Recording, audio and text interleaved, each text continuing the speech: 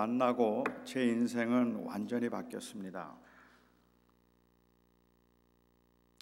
주님을 만나기 전 고등학생 때는 중독 정도는 아니었고 잠깐은 일은 했지만 마약과 술에 손을 대서 인생을 망칠 뻔도 했었고 성격이 너무 난폭해서 하루가 멀다 하고 싸움을 하고 다녔습니다.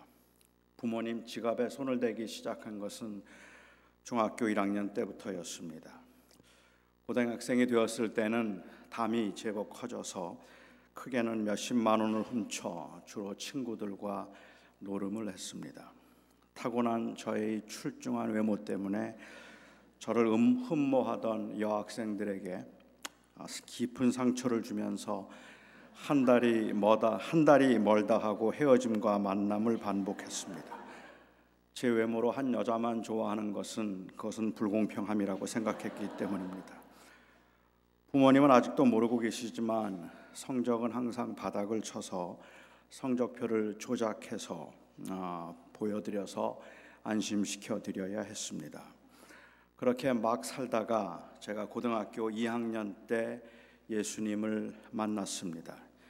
주님을 만나고 난 후에 경험한 경험은 이 기쁨은 세상에서 허망한 것을 좇을 때 경험했던 일시적인 기쁨과는 비교도 되지 않는 것이었습니다.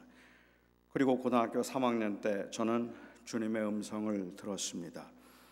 마치 가슴에 불덩어리가 떨어지는 것처럼 가슴이 뜨거워지고 그리고 폭포수가 떨어지는 것 같은 아주 큰 한 음성으로 주님께서 저에게 복음의 증인이 되라고 하셨습니다.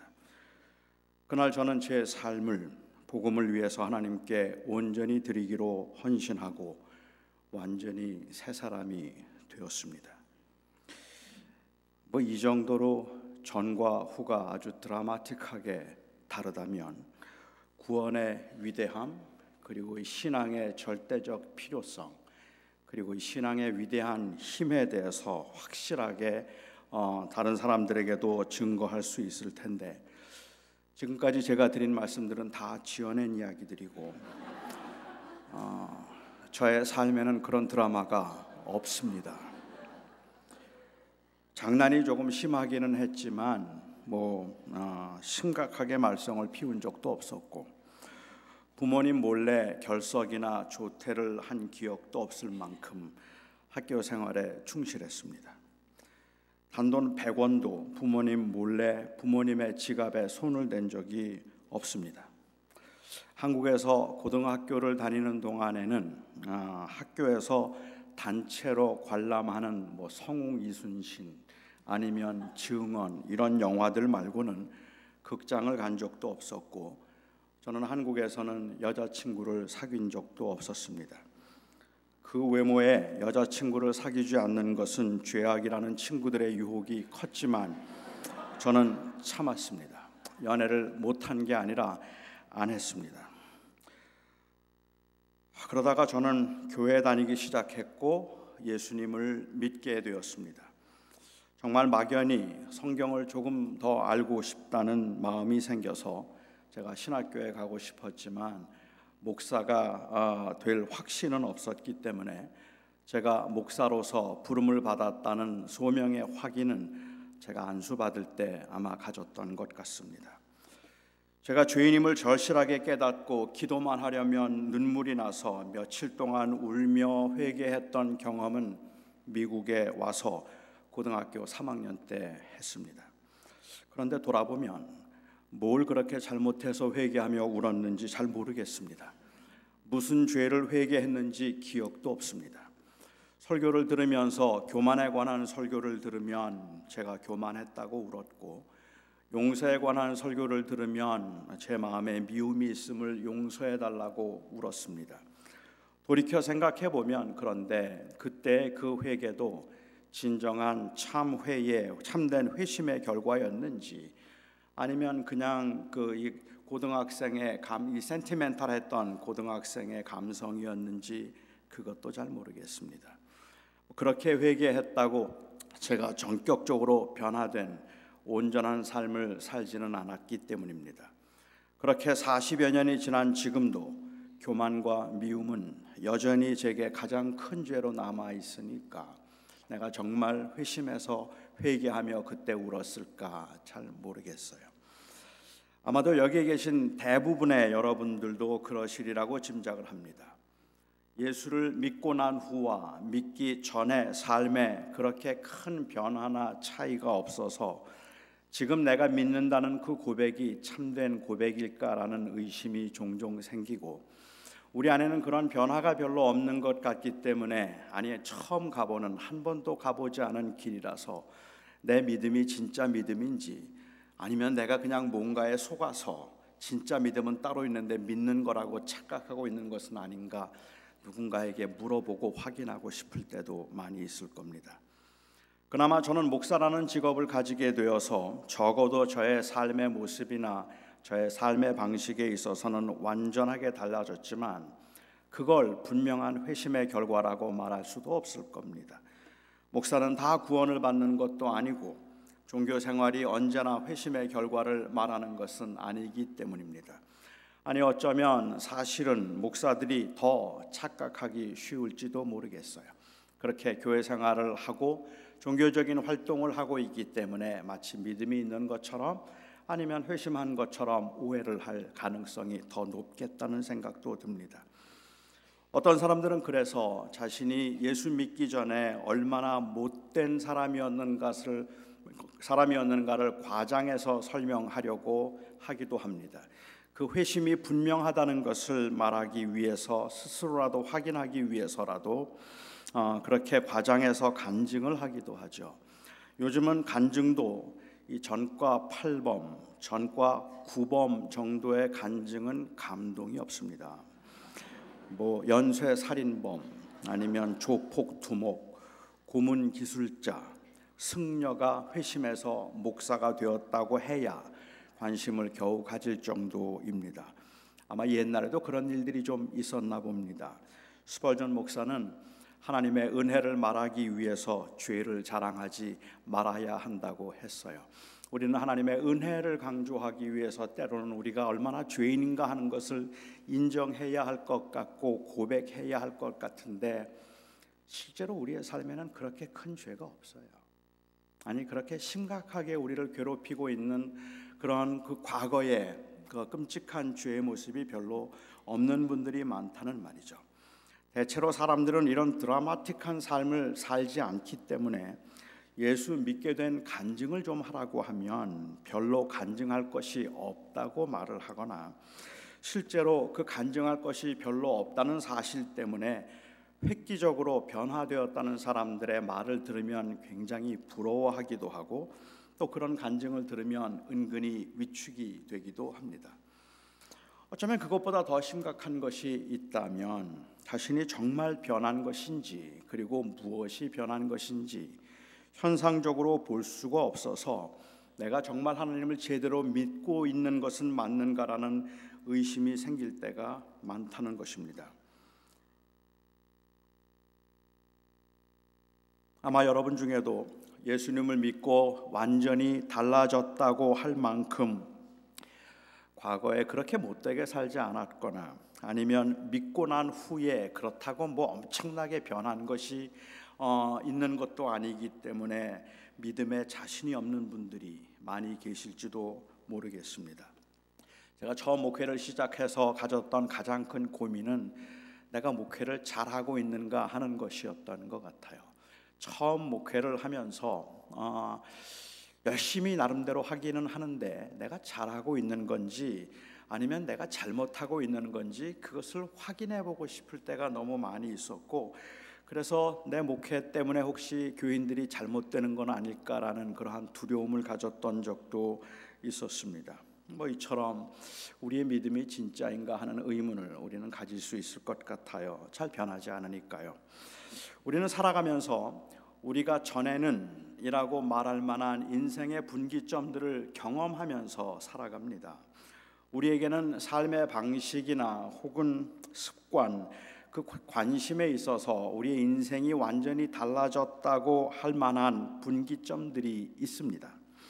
결혼 전 그리고 결혼 후가 그럴 것이고, 자녀가 생기고 난 후와 자녀가 생기기 전이 그럴 것이고, 미국에 오기 전과 미국에 온 후가 완전히 달라졌을 겁니다.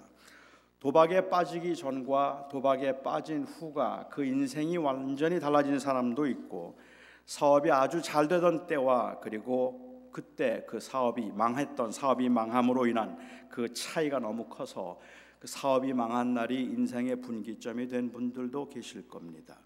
암이 생기기 전과 암이 생긴 후, 사랑하던 아내나 남편이 세상을 떠나기 전과 세상을 떠난 후, 이것들도 인생의 분기점이 되는 사건들입니다. 돌아보면 이 인생의 분기점이 될 만한 사건들이 있어서 그때 좋은 방향으로든지 아니면 나쁜 방향으로든지 모든 게 달라졌습니다. 그런데요, 논리적으로 좀 생각을 해보면 그 어떤 사건보다 확실한 인생의 분기점이 되어야 할 사건이 바로 예수를 믿기로 한 사건입니다. 예수 그리스도를 나의 주님으로 믿고 이제부터 나는 기독교인이다, 크리스천이다 라고 그렇게 말한 사건이 우리 인생에 있어서는 가장 확실한, 어쩌면 가장 충격적인 변화의 사건이라는 말입니다. 예수를 믿기로 한 것은 단순한 사교 활동도 아니고 천국에 들어가기 위한 공짜 보험을 든 것처럼 삶에는 별로 영향도 주지 않는 그저 단순한 지적인 동의 정도가 아닙니다. 예수를 믿기로 한 것은 지난 금요일날 제가 말씀을 드린 것처럼 우리가 삶을 살아가는데 조금 유용하고 필요하고 도움이 되도록 하기 위한 좋은 애플리케이션을 하나 다운받은 것, 인스톨한 것 정도의 사건이 아니라 예수를 믿기로 한 것은 이제 우리의 그 오퍼레이팅 시스템을 완전히 바꾼 사건입니다. 예수를 믿기로 했다는 말은 더 이상은 이 세상에 있는 것들에 연연하며 살지 않기로 했다는 의미이고, 이 세상의 성공과 출세에 내 인생의 최고의 목적을 두지 않기로 하고 하나님의 나라에 소망을 두며 살기로 했다는 의미이기 때문입니다.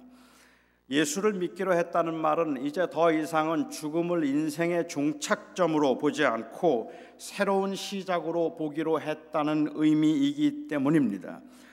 이런 엄청난 인생관의 변화, 가치관의 변화에도 불구하고 그런 것들을 느낄 만한 그러한 현상적인 변화들을 우리의 삶 속에서 우리가 보지 못하기 때문에 교회에 다니기 시작했다는 것 말고는, 그리고 교회에서 직분을 맡고 열심히 일을 하면서 교회 다니기 시작한 다음부터는 믿지 않던 친구들은 점점 떨어져 나가고 주변에 그냥 교회 다니는 사람들만 있게 되었다는 것 말고는 변화된 것이 별로 없어 보여서 많이 답답해하는 것이 어쩌면 당연한 일인지도 모르겠습니다.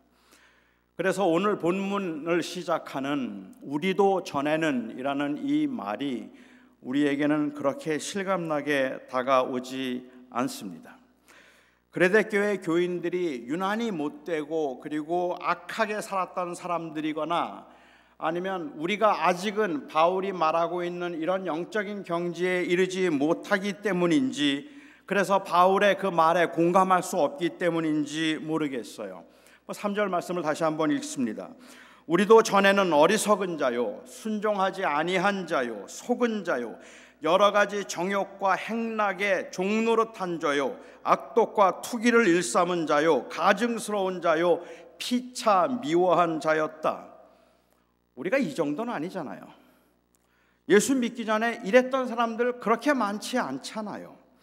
아니, 어쩌면 그것보다 더 심각한 것이 있다면, 우리가 전에는 이랬는데, 아니 이런 사실이 우리도 그랬다고 말을 한다면 믿고 난 다음에도 우리는 별로 달라지지 않아서 비슷하다는 게 문제라는 말이에요.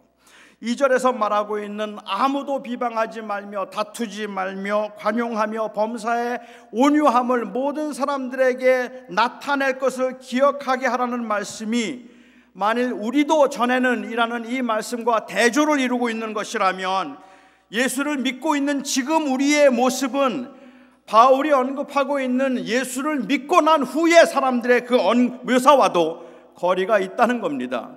그러니까 그 바울이 묘사하고 있는 과거의 그 사람도 우리는 아닌 것 같고, 그리고 우리가 지금은 변했다고 말하는 그 지금의 변화된 모습도 우리가 아닌 것 같아서 여기서 말하고 있는 우리가 전에는 이라는 이 말이 우리에게는 좀 괴리감이 느껴지는 말이 되었다는 말이죠. 여기서 말하는 우리는 바울 혹은 그레데 사람들이지 우리는 아닌 것 같습니다. 저는 이 말을 하고 있는 바울의 그 입장을 한번 생각해 보았습니다. 그레데 교인들이 어떤 삶을 살았는지는 잘 모르겠지만 바울은 디도를 포함해서 그레데 교인들에게 우리라고 하는 1인칭 대명사를 사용하고 있습니다. 그러니까 그레데 교인들만 못되고 유난히 악한 사람들이 아니라 거기에는 바울도 포함되어 있다는 말입니다. 물론 그레데 사람들은 악하다는 소문이 있었어요. 그레데 사람들은 아주 못되고 그리고 게으른 사람들이라고 하는 악명이 높았던 도시이기도 합니다. 하지만 바울이 그들에게 말할 때 너희는 이전에는 악을 행하던 자들이요 게으른 자들이요 이전에는 정욕과 행락을 따라가던 자들이었지만 이라고 말한다면 어느 정도 이해가 되겠는데, 바울은 지금 여기에 바울과 디도까지 포함해서 우리라고 말을 하고 있기 때문에 석연치가 않다는 말입니다. 바울이 예수를 믿기 전에 어떤 사람이었습니까? 그의 마음이 어땠는지, 그가 주님을 만나기 전에 어떤 삶을 살았는지 물론 우리는 구체적으로 알 길은 없겠지만 적어도 세상적인 시각에서 본다면 바울은 꽤 경건하게 살았던 사람이 아닙니까? 그가 문란하게 살았으면 얼마나 문란하게 살았고, 그가 투기를 했으면 얼마나 투기를 했겠습니까? 당시의 사람들의 그 기준에서 본다면 바울은 존경할 만한 교육을 받았고 좋은 환경에서 철저하게 율법을 지키며 순종하며 살았던 경건한 사람이었습니다. 그래서 그는 빌립보 교회에 보내는 편지 가운데도 자기를 소개하면서 말하기를 나는 히브리인 중에 히브리인이요 율법으로는 바리새인으로서 율법에 흠이 없었던 사람이었다고 자신을 소개한 적도 있었습니다. 바울은 아주 평범한 사람이었습니다. 아니, 평범함 이상의 윤리적 그리고 종교적 확신과 열심을 가지고 성실하게 살았던 사람이었습니다. 그런데 그가 인생 말기에 디모데전서 1장을 보면 그의 생애와 삶을 마감하는 마지막 즈음에서 디모데에게 보낸 편지 가운데 나는 죄인의 괴수다라는 그러한 고백을 합니다. 30년 이상 선교사로서 복음을 위해서 몸을 다 바쳐서 온 마음을 다 바쳐서 살았던 이 바울이, 고생과 희생을 마다하지 않았던 바울이 무슨 큰 죄를 지어서 인생 말년에 내가 죄인의 괴수다라는 말을 했을까요?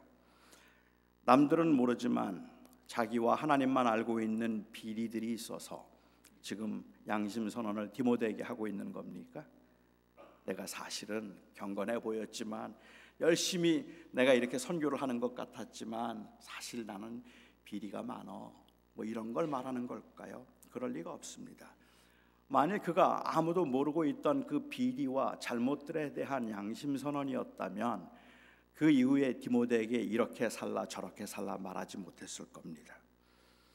그래서 어떤 분들은 말하기를 여기에 바울이 인생 말년에 내가 죄인의 괴수라고 말하는 것은 바울의 영적인 성숙과 민감함을 말하기도 한다고 그렇게 주장하기도 합니다. 그러니까 그는 영적으로 아주 굉장히 민감해져서 그전에는 죄로 여기지 않던 것들이 죄로 여겨지기 시작하고, 일반 사람들은 그냥 대수롭지 않게 지나갈 수 있는 일들도 바울은 양심의 가책을 느껴서 너무너무 괴로워했기 때문에 조그마한 죄도 괴로워하면서 내가 죄인의 괴수다 라고 말하고 있다고 그렇게 말하는 거죠. 그는 영적으로 아주 민감해졌고, 그리고 영적으로 너무 그렇게 살아있기 때문에 예배 시간에 깜빡 졸았던 것 가지고 가슴을 치면서 회개를 하고 일주일 동안 금식을 하고, 예쁜 여자를 보고 예쁘다는 생각을 했다는 것만으로도 말할 수 없는 수치감이 느껴져서 그래서 가슴을 치면서 금식을 하고 자신을 죄인의 괴수라고 부르고 있다는 겁니다. 어떤 분이 저에게 한번 찾아오셔서 자신이 너무 게을러서 참 고민이 많다면서 자기의 그 어려움을 저에게 말씀하시고 상담을 요청한 적이 있었습니다. 그분의 말씀은 자기가 너무 게을러서 괴롭다는 거예요. 제가 보기에는 별로 게을러 보이지가 않았거든요. 그래서 아니 왜 그렇게 생각하세요? 라고 여쭈었더니 그분 말씀이 자긴 잠이 너무 많대요. 그래서 너무 괴롭다 그래요. 제가 아니 하루에 몇 시간이나 주무시는데 그러세요? 그랬더니 제가 하루에 4시간이나 자요 그러더라고요. 도대체 그분이 그 말씀을 저에게 왜 했는지 저는 잘 모르겠어요. 아마도 저보고 너무 많이 잔다는 이야기를 하기 위해서 그런 것인지 모르겠습니다. 글쎄요, 저는 바울이 얼마나 도덕적으로 민감했는지 잘 모르겠고, 그리고 틀림없이 민감했을 거라고 보지만 자기는 그만큼 깨끗하고 그리고 경건하게 살았다는 그 도덕적 경지를 말하기 위해서 죄인의 괴수라는 말을 통해서 경건을 자랑하고 있다고 생각되지는 않습니다. 그렇기 때문에 내가 죄인의 괴수라는 이 말의 의미는 나는 조그마한 죄에도 못 견디게 괴로워하고 있는 사람이라는 그러한 은근한 자랑일 수 없다는 말이에요. 그 이야기를 하고 있는 게 아닙니다. 그런데 바울이 이 고백을 하기 전에도, 내가 죄인의 괴수라는 고백을 하기 전에도 바울은 내가 전에는 이라는 말을 합니다. 디모데전서 1장 13절 말씀입니다. 내가 전에는 비방자요 박해자요 폭행자였으나 도리어 긍휼을 입은 것은 내가 믿지 아니할 때 알지 못하고 행하였음이라. 그러니까 바울은 그 자신이 스데반의 죽음의 증인이 되고 그리고 다메섹에 있는 그리스도인들을 핍박하려고 했던 그 때를 회상하면서 예수를 하나님의 아들이 수 없다고 확신했기 때문에 예수 믿는 사람들을 죽이려고 하고 핍박했던 그 때를 생각하면서 자신이 죄인의 괴수였다고 고백을 하고 있는 겁니다. 물론 그렇다고 바울이 평생을 살면서 그 죄책감을 가지고 살았다는 것은 의미는 아닙니다. 그것보다는 자기처럼 무지함 가운데 예수님을 핍박했던 이 죄인의 괴수도, 가장 앞장서서 핍박했던 이 죄인도 하나님께서 사랑하심으로, 하나님이 얼마나 오래 참으심으로 많은 사람들이 구원에 이르기를 원하는가 하는 것을 강조하기 위해서, 이 구원은 사람의 선행이나 종교적 열심에 의해서 주어지는 것이 아니라 전적으로 하나님의 은혜로 주어지는 것이라는 것을 말하고 싶어서 자신이 과거에 죄인의 괴수였다는 말을 하고 있는 겁니다. 그러니까 내가 전에는 이 죄인의 괴수였다고 말을 하는 것은 그런 나를 하나님께서 은혜 가운데서 구원하셨다는 말을 하고 있는 것이고, 결국 바울이 말하고 싶어 하는 것은 내가 지금 나된 것은 하나님의 은혜 때문이었다는 이야기를 하고 싶은 것이지, 내가 얼마나 경건한 사람인지 조그마한 죄에도 몸서리가 쳐지는 그러한 수준에 도달했다는 말을 하는 건 아니라는 말이죠. 그는 지독하게 예수 믿는 사람들을 핍박하고 그의 확실한 소신에 의해서 예수를 미워했던 사람, 가장 미워했던 사람이었다는 고백입니다. 같은 맥락에서 보자면 바울이 디도서에서 말한 것은 당시에 그레데 교회의 교인들이 그리스도인들이 되기 전에 도덕적으로 얼마나 문란하고 얼마나 악한 자들이었는가 하는 것에 관한 것이 아니었습니다. 비록 바울처럼 윤리적으로나 종교적으로 남들보다 나은 삶을 살았다 할지라도 돌아보면 하나님을 인정하지 않고 철저하게 자기 중심적이었음을 말하고 있는 것입니다. 당신도 그렇고 나도 그렇고 우리 모두가 다 믿기 전에는 우리가 우리 인생의 주인이었습니다. 그때는 우리가 그냥 우리의 행복을 추구하기 위해서 열심히 살았던 사람들입니다라는 말을 하죠. 언제나 투기로 가득 찬 삶을 산 것은 아니지만 투기할 수 있는 상황에 이르면 투기는 언제나 정당화될 수 있었고, 정욕과 행락에 찌든 인생을 산 것은 아니지만, 그리고 또한 기회가 주어지지 않아서 손해와 명예훼손의 가능성 때문에 절제하기는 했지만 인생을 즐기며 살자는 인생관에는 하나님이 계시지 않았고 하나님의 심판도 거기에는 존재하지 않았다는 말입니다. 이 점에 있어서는 우리 모두가 다 공감할 수 있습니다. 전에는 눈에 보이는 것들이 전부인 줄 알았고 우리가 우리 인생의 주인인 줄 알았습니다. 우리는 우리가 원하는 대로 살고 싶었습니다. 우리를 편안하게 해주는 것이 인생의 참된 목적이고, 예수를 믿는 이유도, 하나님이 존재해야 되는 이유도 바로 나를 편하게 해주기 위한 것이고 내 인생을 도와주기 위한 것이라고 생각하면서 살았습니다. 그렇기 때문에 내가 손해보는 일은 할 이유가 없었어요. 우리는 세상에서 성공하고 편안하게 사는 것이 인생의 궁극적인 목적이었던 사람들이었습니다. 그런데 예수님을 만났습니다. 이제는 우리가 주인이 아니라 예수님이 우리 인생의 주인이 되었다고 고백을 했습니다. 여전히 우리가 우리 인생의 주인인 것처럼 행세할 때는 있지만 여전히 그 유혹 앞에서 흔들리고 그리고 몸을 떨어야 하는 우리들이기는 하지만 그럼에도 불구하고 우리가 정말로 변한 것은 이제 우리가 우리 인생의 주인이 아니며 우리는 본향을 향해 나아가는 나그네로 그 믿음을 가지고 세상을 살아가고 있다는 것이 우리의 진실한 고백이라는 말입니다. 만약에 이 고백이 아니라면 여러분은 예수를 믿는 게 아닌 겁니다. 만약에 정말로 우리가 이 땅에 살아가면서 여전히 내가 내 인생의 주인이 되어서 어떻게 하면 나를 조금 더 행복하고 편안하게 해줄 수 있을까, 내가 교회를 다니는 이유도 내가 예수를 믿는 목적도 이 짧은 인생 가운데서 조금 더 형통하고 복된 삶을 살기 위해서라고 이야기를 한다면 우리는 아직까지 주님께서 주신 이 놀라운 그 구원의 은혜를 아직 우리는 누리고 있지 못하는 겁니다. 우리가 변한 것은 우리의 주권이 달라졌다는 것입니다. 이제는 내가 주인이 아니라 하나님이, 그리스도가 나의 주인이라는 진실한 고백이 있다는 말이죠. 참는다면 참아야 할 이유가 생겼고, 포기한다면 포기해야 할 이유가 생겼고, 고난과 희생의 길임에도 불구하고 기꺼이 우리가 그 길을 걸어간다면 그렇게 가야 할 이유가 생겼고, 남들은 경험하지 않는 극심한 고난과 질병 가운데 힘들게 투병하면서 아무런 소망이 없는 것 같이 보여도 그래도 감사한다면 감사할 이유가 생겼습니다. 그것이 바로 생명입니다. 그것이 바로 예수 그리스도를 통해서 우리에게 주신 영원한 생명입니다. 바로 이 변화가 회심의 증거입니다. 이 변화가 없다면 우리가 아무리 잘못을 뉘우치며 회개를 했어도, 교회를 다니면서 좀 더 나은 사람이 되었다고 말해도 성경이 말하는 회심, 오늘 본문이 말하고 있는 성령의 새롭게 하심을 경험한 것은 아닙니다. 도덕적 청결함을 추구함에 있어서도, 종교적 열심 가운데도 여전히 내가 주인이기 때문입니다. 여전히 이 세상이 전부이기 때문입니다. 우리는 이제 더 이상은 세상이 전부라고 말하지 않습니다. 매일매일의 삶의 현장에서 눈에 보이는 것들에 울기도 하고 웃기도 하지만 그럼에도 우리에게는 이제 소망이 있습니다.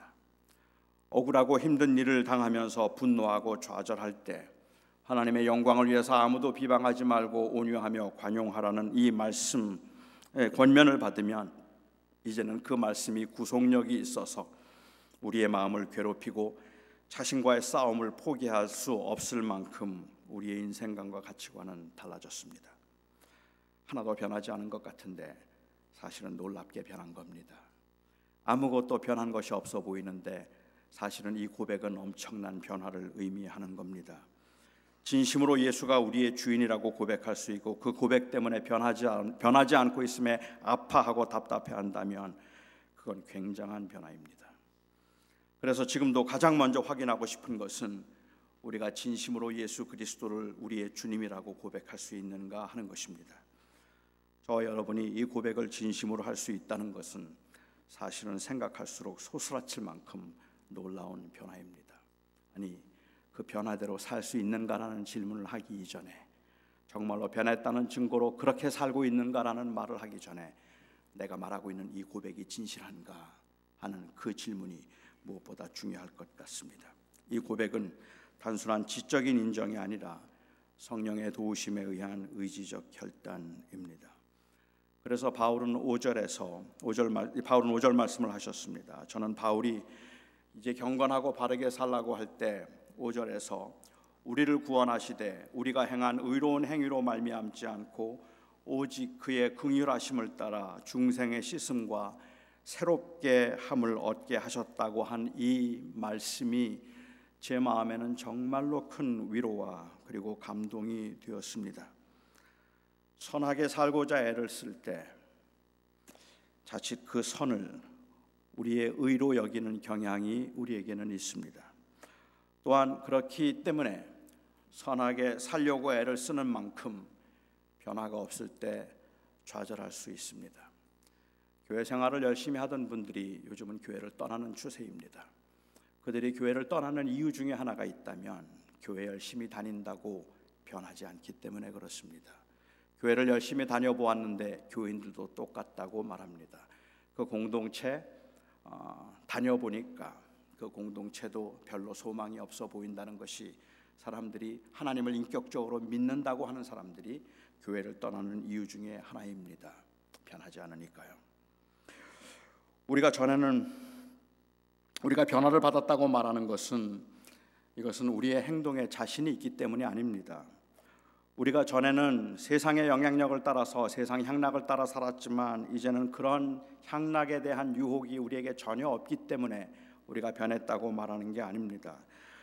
우리가 전에는 세상 향락을 따랐지만 그럼에도 불구하고 하나님의 자비와 하나님의 사랑하심이 나타날 때 우리를 용서하시고 받아주신 그 사랑 때문에 우리는 감히 변했다고 말하는 겁니다. 바울이 감히 우리가 전에는 이라고 말할 수 있었던 것은, 이제는 자기의 행위가 남들보다 더 나아졌기 때문에 그렇게 말할 수 있던 것이 아니라 하나님의 자비하심으로 그가 하나님의 자녀가 되었기 때문에 그렇게 말할 수 있었던 것입니다. 이 말씀이 저에게 위로와 감동이 된 것은, 제가 주님을 믿고 신앙생활을 하고 목회를 하고 있지만 제 말과 제 행동에는 우리가 전에는 이라고 말할 만한 획기적인 차이가 없어 보이기 때문에 그렇습니다. 아무도 비방하지 말고 다투지 말고 관용하고 범사에 온유하라는 말씀을 들으면 그렇게 하고 싶은데 참 안 됩니다. 그렇게 살고 싶은 동기도 있고 또 그렇게 살고 싶은 의지도 있는데, 그런데 안 돼요. 근 40년 이상을 저는 노력한 셈인데, 예수를 믿고 바르게 살아보자고, 제대로 한번 살아보자고, 믿는 사람답게 살아보자고 40년 이상을 노력한 셈인데, 내가 전에는 이라고 자신 있게 말할 수 있는 경지에 아직도 도달하지 못했습니다. 목회를 하면서, 주님, 이 교회는 내 교회가 아닙니다. 주님의 교회입니다. 제가 주인 행세하지 말게 해 주시옵소서. 아마 수백 번도 수천 번도 더 뇌하렸을 겁니다. 기도할 때마다 무릎을 꿇어 기도할 때면, 하나님, 이건 내 교회가 아닙니다. 이건 내 교회가 아닙니다.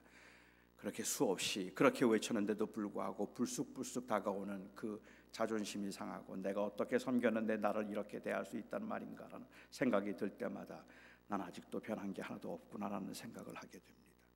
오직 하나님의 말씀만을 바로 선포하고 그 말씀이 바로 선포됨으로 하나님의 능력이 나타나게 되자고 그렇게 수없이 이야기하고, 설교를 하기 전마다 기도를 했음에도 불구하고 설교를 하면서, 설교가 마치고 난 다음에 제 안에 가장 큰 관심은 말씀이 바로 선포되었을까 하는 것보다 내 설교가 오늘 인정받았을까 하는 것이 더 큰 유혹으로 언제나 남아 있어서 40년을 싸웠는데 40년 동안 달라진 게 없어요.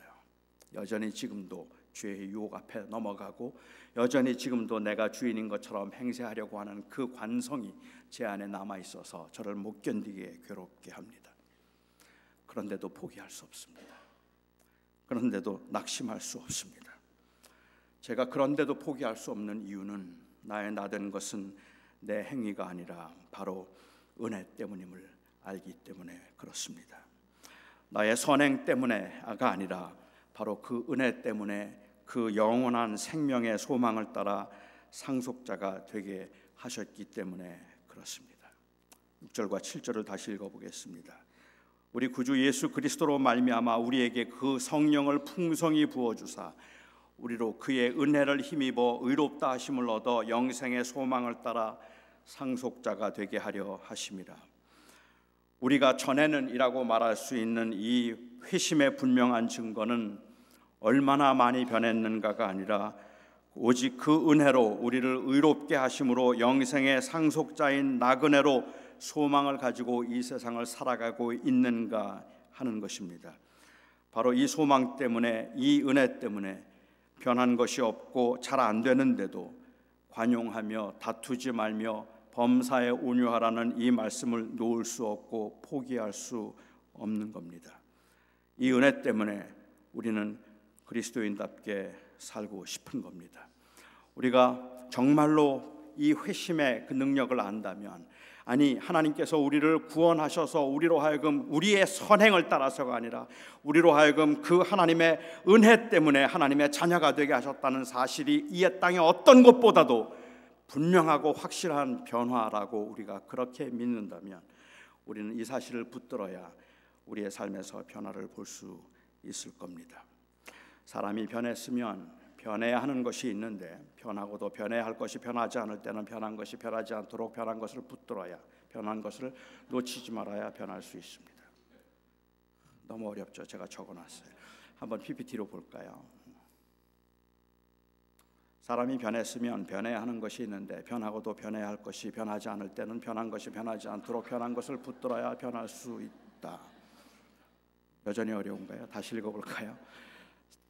사람이 변했으면 변해야 하는 것이 있는데 변하고도 변해야 할 것이 변하지 않을 때는 변한 것이 변하지 않도록 변한 것을 붙들어야 변할 수 있다. 은혜를 놓치면 못 바꾼다는 말입니다. 결국은 은혜가 있어야 그 은혜를 붙들고 우리는 안 되는데 우리가 끊임없이 포기하지 않고 살 수 있는 그 근거가 된다는 말입니다. 은혜는 우리로 하여금 그렇게 살 수 있게 만드는 능력이 아니라 그렇게 살지 않을 수 없게 만드는 회심의 능력인 겁니다. 그러니까 은혜를 받은 사람들은 그렇게 살게 되는 것이 아니라 그렇게 살지 않을 수 없게 만드는 그 영향에 붙잡히게 된다는 말이죠. 우리의 행위가 아닌 은혜로 구원을 받았으니까 이 땅에서는 그냥 아무렇게나 살아도 되겠다 싶고 2절에 말씀하셨던 그 이 바울의 말씀에 또는 그런 그리스도인들의 모습에 아무런 관심을 갖지 않아도 된다는 그러한 생각이 든다면 우리는 우리가 받은 은혜가 어떤 은혜인지 다시 한번 생각해 봐야 합니다. 다시 잘 살아야 되겠다는 의지의 변화가 아니라 은혜의 회복이 이 시대는 필요합니다.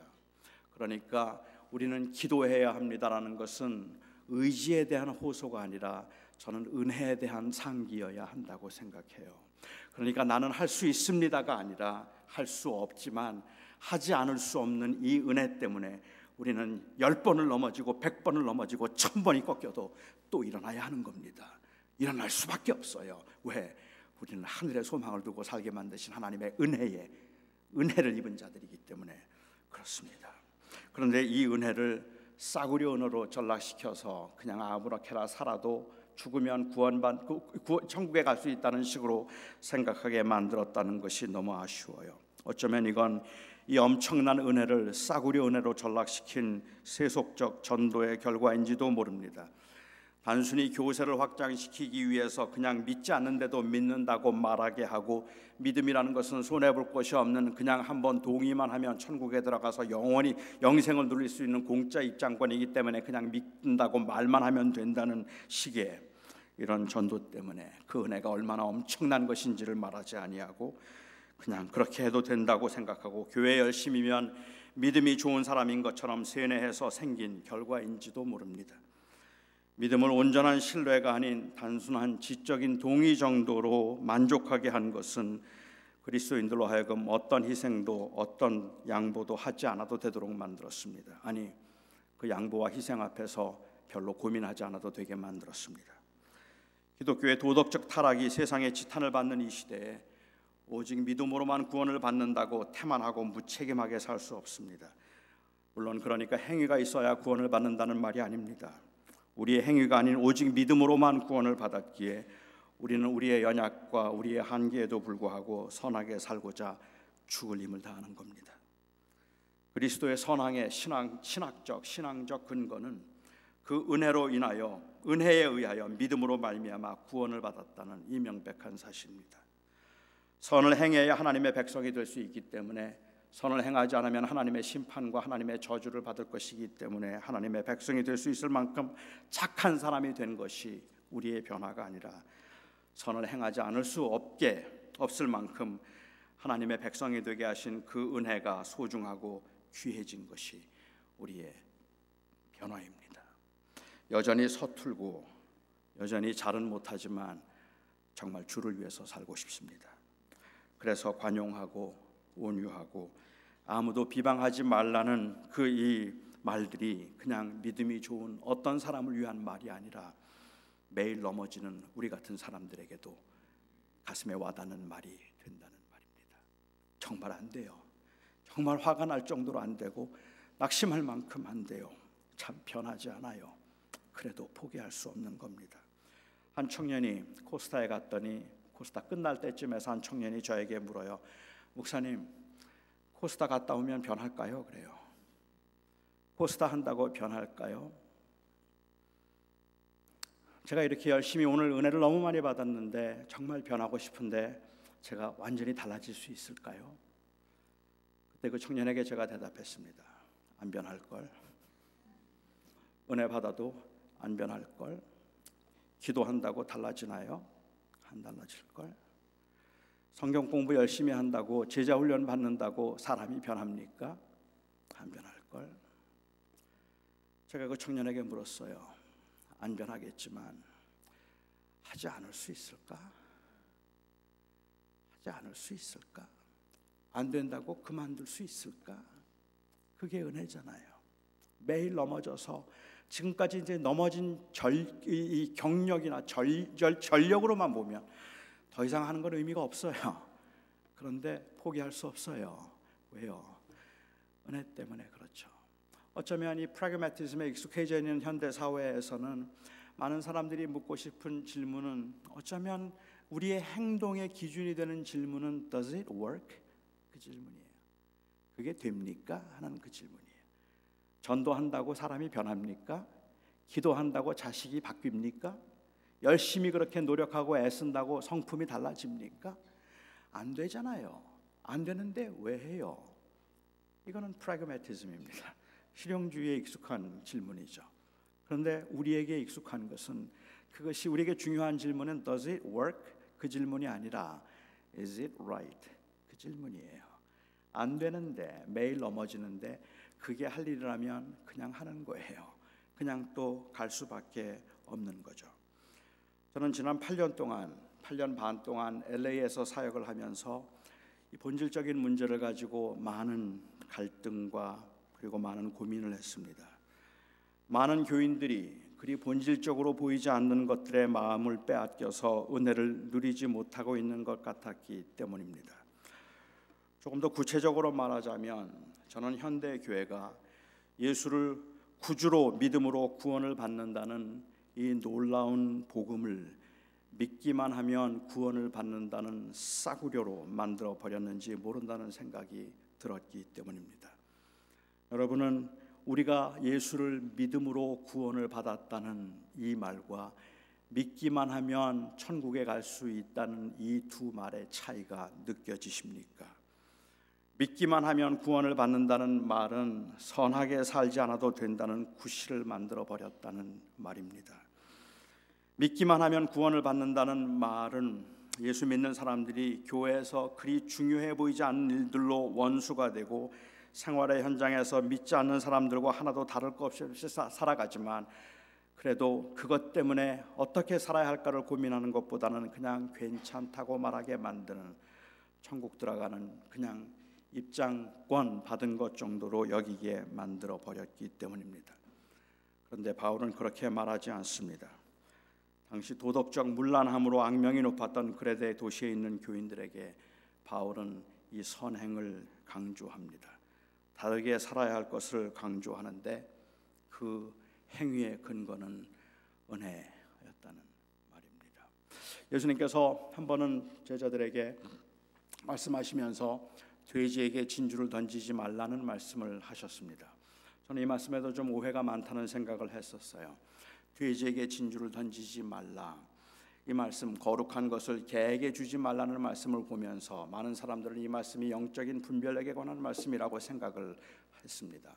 그렇기 때문에 돼지를 잘 분간해야 돼요. 복음을 듣고 그 다음에 거칠게 반응을 할 사람들에게는 복음을 전하지 말라는 말씀이라고 보아야 할까요? 그래서 어떤 사람들이 잘 들을 만한 사람들인지, 어떤 사람들이 복음에 잘 반응해서 예수님의 이름을 욕되게 하지 않을지, 이거를 분별하라는 그러한 말씀이라고 본다면 도대체 누구에게 전도를 할 수 있을까요? 저는 제가 초등학교 5학년 때 처음 교회를 나갔습니다. 평생 처음 교회를 나갔고 교회가 너무너무 좋았어요. 그래서 그 교회를 참 열심히 다녔습니다. 주일날도 가고 수요일도 가고 금요일도 가고 열심히 갔다가 초등학교 6학년 때 교회에서 쫓겨났습니다. 제가 교회에서 쫓겨난 이유는 목사님 아들을 때렸기 때문입니다. 그냥 그렇게 세게 때린 것도 아니고 그냥 하도 얄밉게 굴리게 딱 한 대 때렸어요. 그런데 사모님이 학교로 찾아오셨어요. 학교로 찾아오셔서 이 목사님 아들을 제가 때렸는데 이가 부러졌다는 거예요. 그때 저는 제 몸에 소림사에 피가 흐른다는 걸 그때 제가 알았습니다. 이가 부러졌대요. 지금 생각하면 이해가 되죠. 학교 멀쩡히 가던 아들이 이가 부러져서 왔으니까 얼마나 화가 나셨겠어요. 그날 저를 너무너무 야단을 치시고 이제 교회 나오지 말라고 하셔서 그때 제가 교회에서 쫓겨났습니다. 그 이후부터 저는 교인들은 다 위선자라고 생각했어요. 교회 다니는 사람들은 뭐 원수를 사랑하라고 다 코미디 같은 소리다, 말도 안 되는 소리, 절대로 그들은 그렇게 살 수 없다고 교회 다니는 사람들은 다 위선자라고 핍박을 했는데 제 동생이 먼저 교회를 다니기 시작한 거예요. 그리고 고등학교 1학년 때 제 동생이 저에게 전도를 했습니다. 교회 한번 가자는 거예요. 제 동생이 저에게 교회 가자고 전도를 하면 저는 제 동생 방에 들어가서 제 동생이 아끼는 그 예수님 사진 하나가 있었어요. 어디서 얻어왔는지. 그 예수님 사진에 침을 뱉었습니다. 한 번만 더 나에게 교회 가자 그러면 저가 다 부셔버린다. 나한테 교회 가자 말 하지 마. 그게 저의 반응이었습니다. 그때만을 제 동생이 생각하기를 저건 돼지다.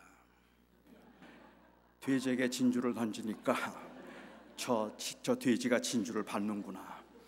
우리 예수님의 이름을 욕되게 하지 않기 위해서 저 돼지에게는 전도를 하면 안 되겠구나. 이렇게 생각했으면 지금 제가 여기 없는 겁니다. 그런데 제 동생은 꾸준히 끊임없이 저에게 교회 가자고 권했고, 그리고 마침내 저는 교회를 고등학교 1학년 때 나가기 시작해서 지금까지 이르렀습니다. 돼지에게 진주를 던지지 말라는 말씀이 무슨 말씀일까요? 이 말씀이 정말로 영적인 분별을 가지고 안 믿을 사람에겐 전도하지 말라는 말씀일 수는 없습니다. 그렇죠? 저는 이 말씀이 제자도에 관한 말씀이라고 생각합니다.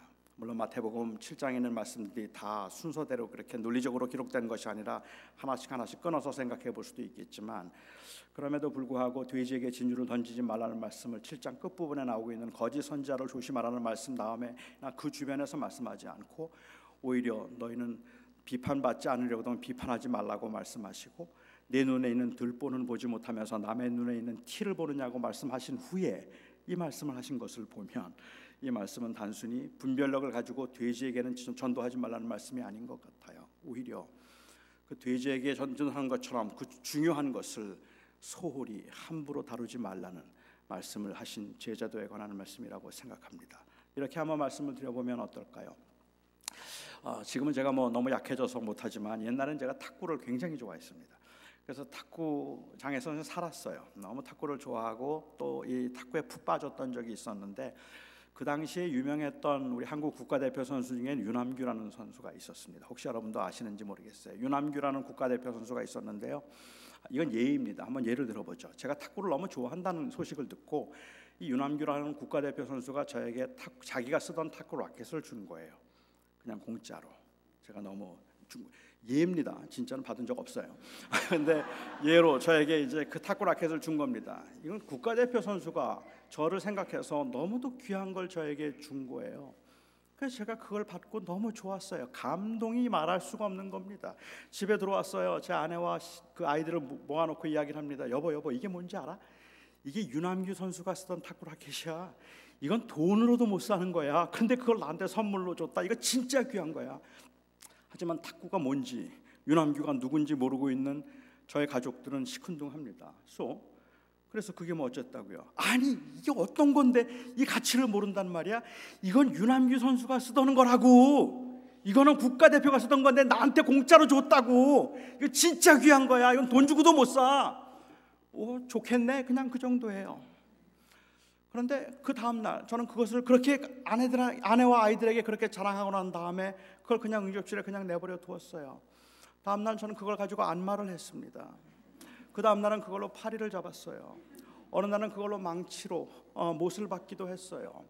그걸 가지고 그렇게 귀하다고 말했는데 그것 가지고 망치로 쓰기도 하고 부채질을 하기도 하고 그것을 가지고 제가 안마도 했어요. 어느 날 밖에 나갔다가 들어왔더니 제 아내가 그 위에다 커피잔을 올려놨어요. 세상에, 이게 어떤 건데, 이게 어떤 건데, 이렇게 귀한 것, 윤한규 선수가 쓰던 거라니까. 그런데 그 위에다가 커피잔을 올려놔요. 화가 나서 못 견디겠는 거예요. 도대체가 그 가치를 모르는 이 돼지 같은 인생들이 이 귀한 것에다가 커피잔을 올려놨다고 막 제가 화를 내고 있는 겁니다. 여러분들에게 한번 여쭙겠습니다. 누구 잘못입니까? 제 잘못인가요? 제 아내의 잘못인가요? 당연히 제 잘못 아니겠습니까? 제가 만일 그렇게 말하고 난 다음에 그게 너무 귀해서 그것을 제 책장 위에 올려놓고 아침에 일어나서 한번 닦고 또 쳐다보고 둘째 날 또 쳐다보고 그리고 셋째 날 또 쳐다보고 그러면서 너무 황홀해하는 제 모습을 봤다면 제 아내는 절대로 그 위에다 커피잔 못 올려놓습니다. 그런데 제 아내는 그 위에 그것 가지고 망치질하는 걸 봤어요. 그것 가지고 부채질하는 걸 봤고 그리고 그것 가지고 안마하는 거 봤고 아무데나 떨어져 있는 걸 봤어요. 그러니까 커피잔을 올려놓죠. 돼지에게 진주를 던지지 말라는 말씀은 그 제자들에게 이 복음이 함부로 여김을 받지 않도록 하라 말씀하고 계시는 겁니다. 이 복음이 다른 사람들에게 밟히지 않도록 내가 소중하게 다루어라 그 말씀을 하고 계시는 겁니다. 바울은 디도서 2장 13절에서 14절을 이 말씀을 이렇게 말합니다.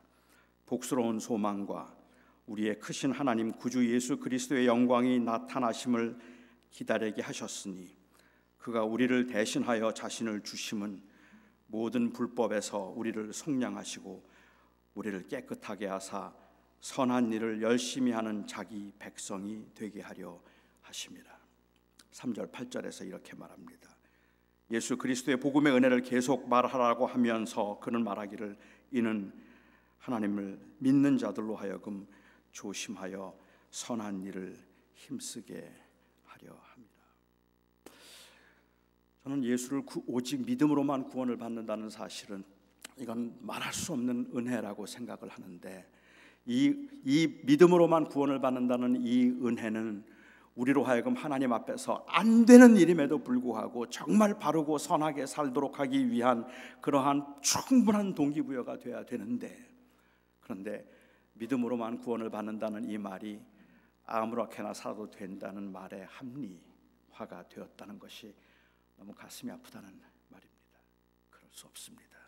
우리에게 주신 구원은 너무도 소중하고 엄청난 것이기 때문에 우리는 그 구원의 은혜가 너무도 감동스럽고 너무 귀한 것이기 때문에 정말 안 되는데 그런데 우리는 하나님 앞에 또 포기하지 않고 무릎을 꿇는 겁니다. 다음 주에도 또 넘어질 줄 알지만 그렇지만 우리는 오늘 지금 이 시간에 하나님 앞에서 하나님 정말 잘 살고 싶습니다 고백하게 만들 수 있는 것은 그것은 그 은혜의 소중함 때문입니다. 기도하겠습니다.